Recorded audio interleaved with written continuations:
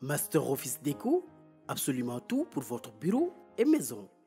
Établissement Moussoukouro Mbaye, votre bien-être, notre priorité. Omael Beauty, la beauté est un état d'esprit. Anazan Institute, c'est dans le calme et dans la douceur qu'on se retrouve face à soi-même. Dakar Buzz, The Best Production.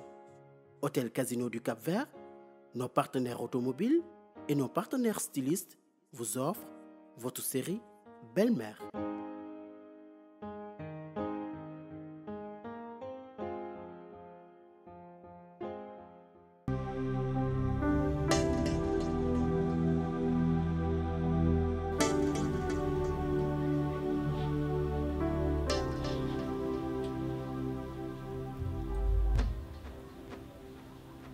Lala,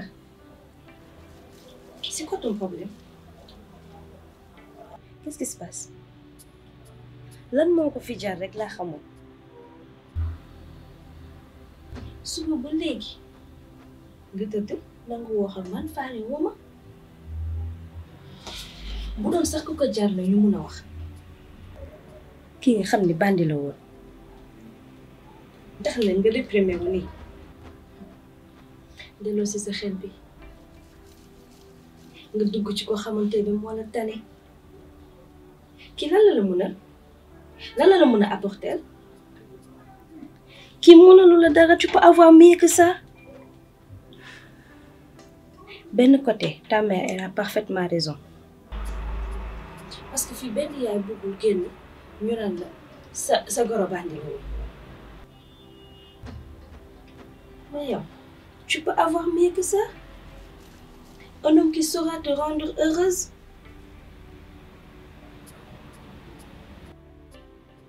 Tu peux avoir mieux que papa. Un homme qui fait partie de notre rang social. Et Absa, dégg nga lu ngay wax. Mais je m'en fiche royalement, Absa. Oui, Absa. Qu'il soit beau, pauvre, riche, sama yoon nekku si Absa. Ce qui compte c'est quoi? C'est qu'il m'aime. Xam nga nag moo important ci man mooy bëgg bu ma bëgg ba pare teg ci daf ma teg sama place Absa. Absa kii bëggul ma mer bëggul ma jooy bëggul ma rafle te il me rend heureuse Absa. Est-ce que gis nga jamono bu ñu toll nii góor buy def loolu ci jigéen gisoo ko? Est-ce que mus nga gis jamono bi nit boo xam te ne il fait de toi sa priorité ku lay woo chaque minute chaque instant di xool ci loo ne donc ko fi gis fàtte naa ni yow xamoo bëggeel ndax mosoo bëgg xamoo ko moo tax tey ngay toog fii di ma wax lii et c'est vraiment injuste. Man nag dama ko bëgg te jaral na ma lu nekk ci àddina. Je l'aime et amour yi teg ci lan mooy immeuble lan mooy kër lan mooy ay bâtiment man waruma loolu ci góor. Xam nga lan laay woo ci góor mbëggeel ku ma teg sama place et c'est vraiment dommage Absa ndax sama yaay gisul loolu nan lay def et ça me fait vraiment mal Absa. Absa man dama ko bëgg te duma ko bàyyi. Il est tout pour moi. Dama ko bëgg Absa.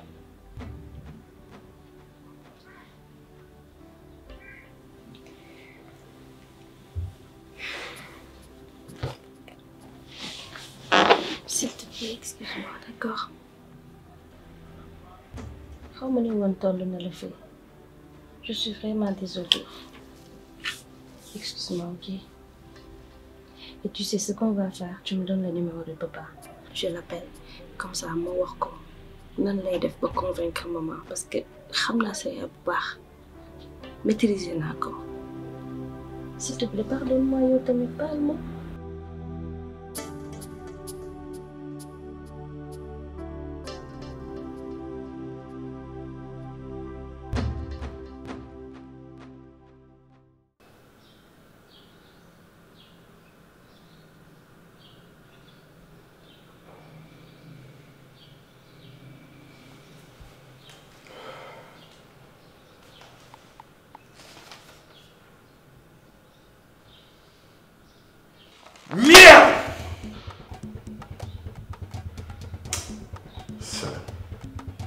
yaakaar ne dama koy accorder divorce dafay nax ko gis nga bu ma ko naree divorcer je préfère ma kill ko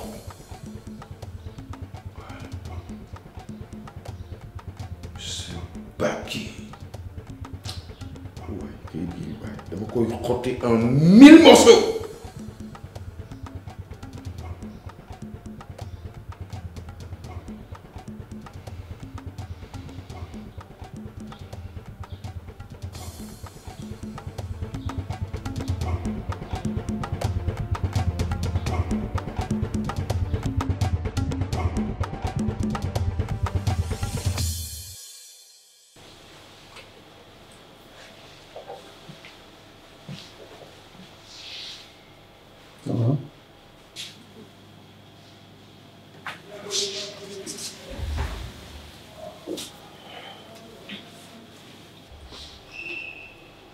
Oui, papa. Oui, papa, non. Copain Mariam. Man, alors. Ça se voit que t'es pas son genre. Ah bon? Xam nga la bëgg nga xam ko. Yow Mariam mënul nekk. Ok.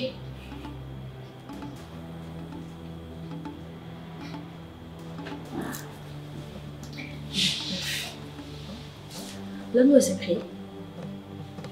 C'est-à-dire? Arrête de faire semblant. Comment les gars? Écoute, s'il y a une chose que la vie m'a appris, c'est que chaque chose a un prix. Et chaque personne aussi a son prix. Wax ma seen jël 1 million, 2 millions, 3 millions. Wax ma jënd la nga bàyyi Mariam mu dund. Malheureusement, mu doon 3 mois ci ginnaaw ñaan laaj plus de 5 millions. Lekk sa xaalis ànd ak Mariam. te doo joué dara.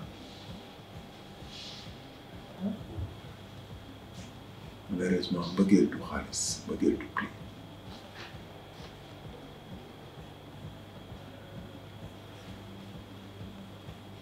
su ma mbëggeel moo ma bàyyi ci Mariam mais du xaalis. li ma naqaree rek mooy. écoute yaa may déglu. xamul ban genre copine la. bu ko xamoon dina méfier bu baax ci yow. t'inquiète pas. du ko mos a xamee ci moom.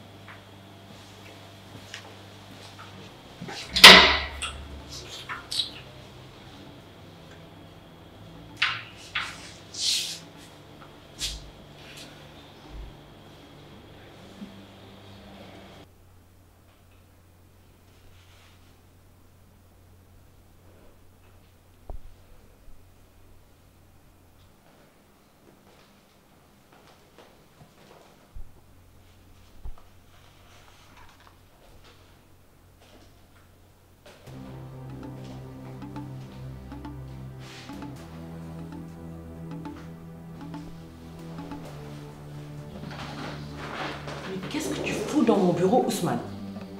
Mais écoute, Rose, même si ça ne te fait pas plaisir de nous voir, quand même, on ne s'est pas vu depuis belle lurette. Apparemment, ça fait pas trop longtemps.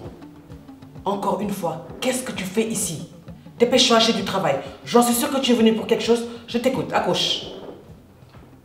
Alors, comment va la belle famille? Apparemment, tout roule comme sur des roulettes. Et Omar et les enfants, ça va? Ils vont tous très bien. Ab, ça va très bien. Thierno se porte comme un charme. Omar, il te déteste toujours autant. Maintenant, arrête ton baratin et dis-moi, qu'est-ce qui t'amène ici? Ah, tu veux qu'on en vienne aux choses sérieuses? Bon. Salah m'a demandé le divorce. Alléluia, enfin elle te demande le divorce. Enfin, après toutes ces années, C'est maintenant qu'elle est en prison qu'elle te demande le divorce. Alors là, chapeau. Après tout ce que tu lui as fait subir dans cette vie-là, que Dieu, bon Dieu, lui vient en aide. Mon Dieu, la pauvre, que Dieu ait pitié d'elle. Alors tu fais quoi? Tu lui accordes le divorce, c'est fini, tu passes à autre chose. Mais écoute, tu arrêtes de foutre de ma gueule là, hein? Maintenant que je parle de choses sérieuses, tu te mets à me rigoler là-dessus, là. Qu'est-ce que c'est que ça?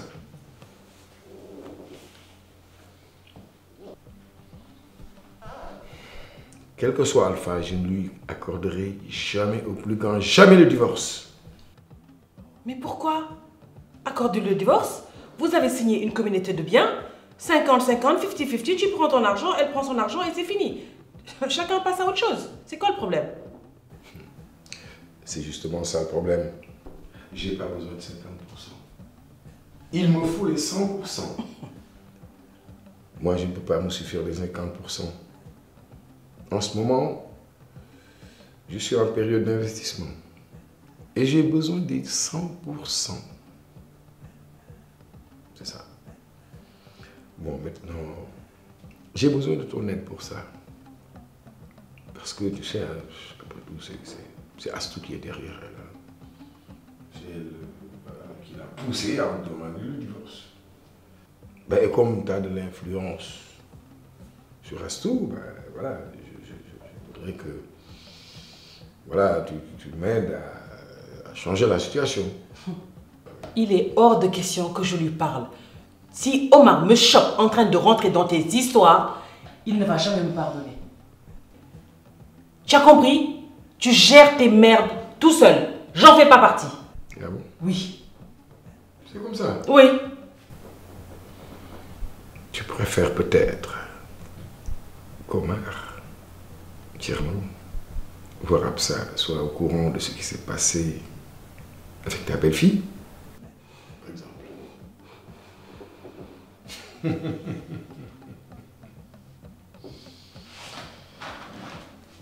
Et ce n'est pas tout. En parlant de nouvelles, sais-tu qui est au Sénégal là, en ce moment?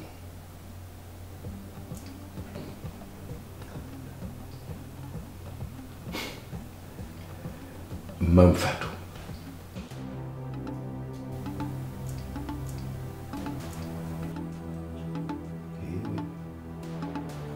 Mame Fatou est bel et bien au Sénégal en ce moment. Et à ta place, je ne dormirai que d'un œil. On ne sait jamais. Et comme disent les Wolofs, ba ma nekkalee ci kër gi ma nekkal ci naaj wi à bon entendeur.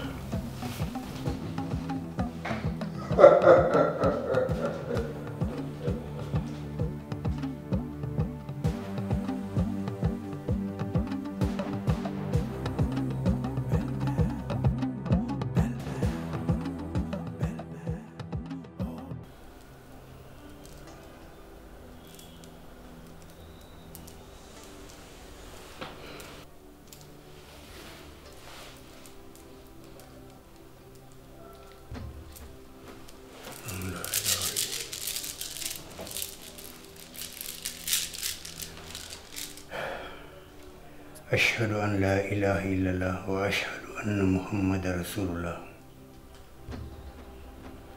doom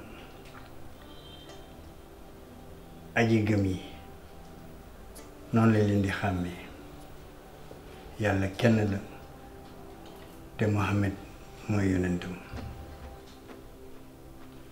ba noppi nag teg ci lépp loo am ci àll nga di yow def ci lu neex sunu borom bi. sunu borom bi ñooñu la boole ci boppam di leen defal xéewal ju ne ñu nangu ne nag yàlla mooy dogal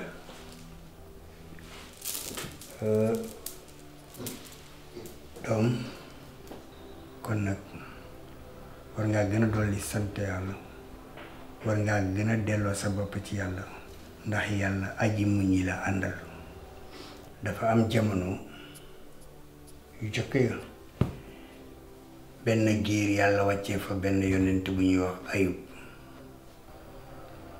ayub nag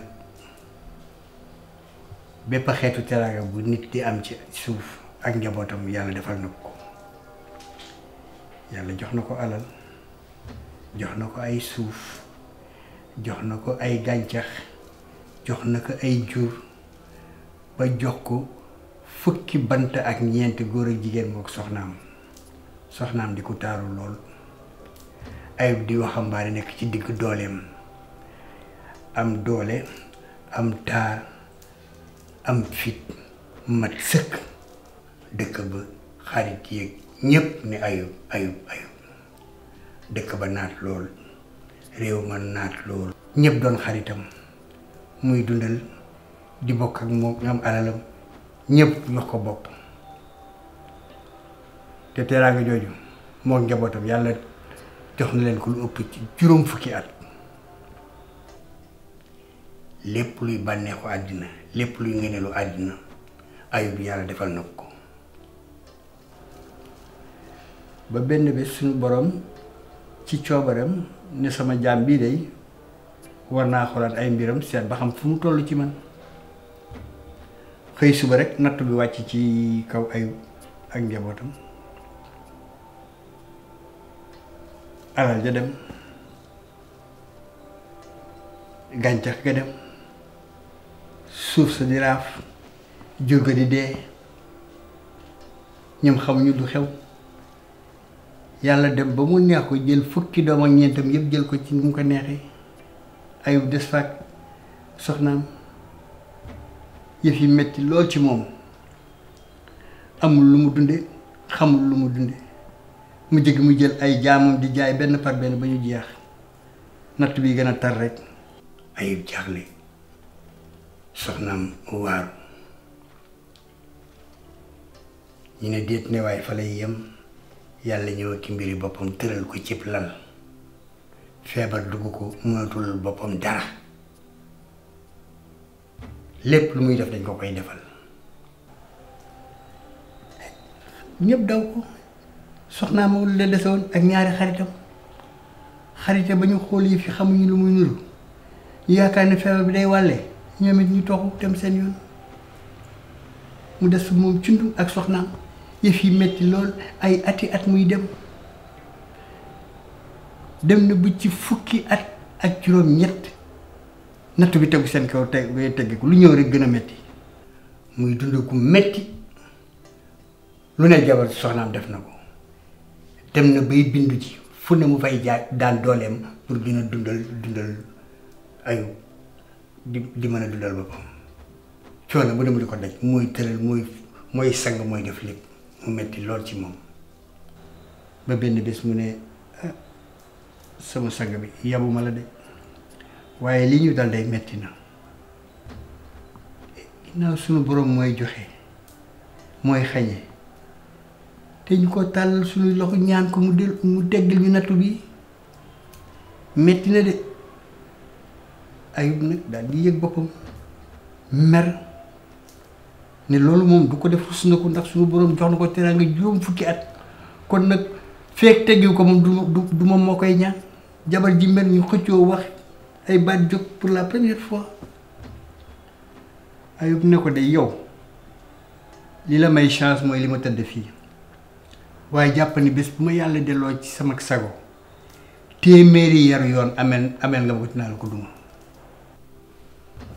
soxna si ne ko ndox nañu dem noonu ñuy dem noonu di dem noonu bu ñu lekkee tey du ñu lekk suba ba soxna si jékki-jékki karaw gi mu des woon macha allah karaw gi mu wat lépp ba mu jeex dem jaay ko ndax continuer lu ñuy dundee Ayub di ko xool ba xam ne nag soxna si nawleem la te sonn na li mu ko ñaan bariwul ñaanal suñu borom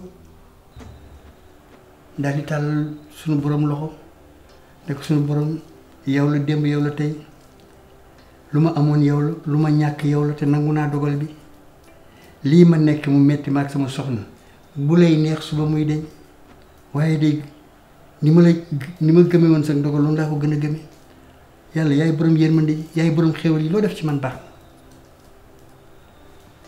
fii muy waxee eggalagul ci digg ëttam teen bënn ndox mi bal di baawaan foo tourné gis ndox mi daal Ayub jël ci ndox mi naan soxnaam si jël ci ndox mi naan ñuy sangu ci ndox mi lépp lu doon feebar ci biir ak biti di dañ lépp lu doon jàngoro di dañ lépp lu doon mitit di dañ lépp lu doon natu teggeeku ndaw sa dellu ca na mu meloon ca ba muy ndaw Ayub yàlla joxaat ko kàttan nga mu ko joxoon ca ba muy ndaw xéewal ji baawaan ñuy dem waxatuñu loolu yàlla joxaat leen njaboot goo xam toll ci 20 bant ak juróom benn 26 góor ak jigéen ci seen biir sëy boobu Binet yàlla ku ko jox sa bopp mu téye la boppam yàlla ku ko yaakaar du tas sa yaakaar yàlla ku nangu dogalam mu def la itam kon na nga xam ne yàlla aji muñ yi rek la àndal fii nga toog yàlla la fi teg saa yu ko soobee di nga fi jóg jëkkewuloo ko te mu jëwloo ko waaye jaam day nangu dogal day dal day am pastéef te day am gëm-gëm soo amee yooyu yàlla ne la ut xalal sa buntu yoon leeralal la ko say xeewal ñëw te lépp loo ñàkkoon di nga ko am ci kàttanu yàlla Binet xool ma fii Binet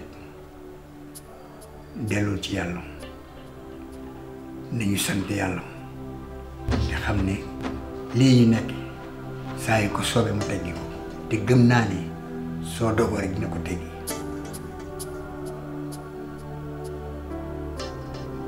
gëmal yàlla Binet yàlla baax na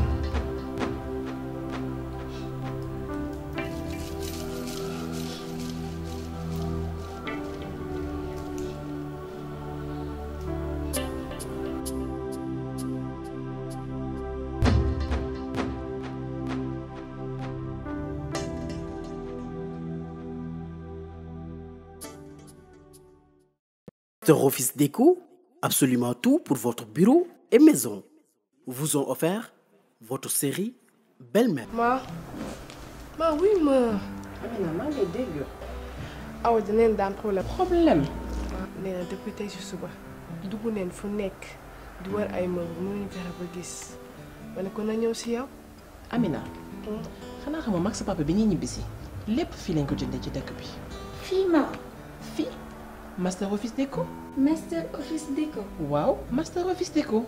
seen ay prix abordable la seen ay meubles rafet na teg ci qualité garantie à 100%. demal léegi ak Amadou ngeen dugg ci site internet Master Office Déco lépp loo fa fekk boo demee ci showroom bi di nga ko fa gis. Waouh! 20 ans à votre service. Master Office vous offre une promotion exceptionnelle sur tous ses produits. Mobilier de bureau, mobilier de maison, électroménager, informatique et fourniture de bureau. Achetez en ligne sur www.masterofficedeco.sn. Master Office Déco, absolument tout pour votre bureau et maison.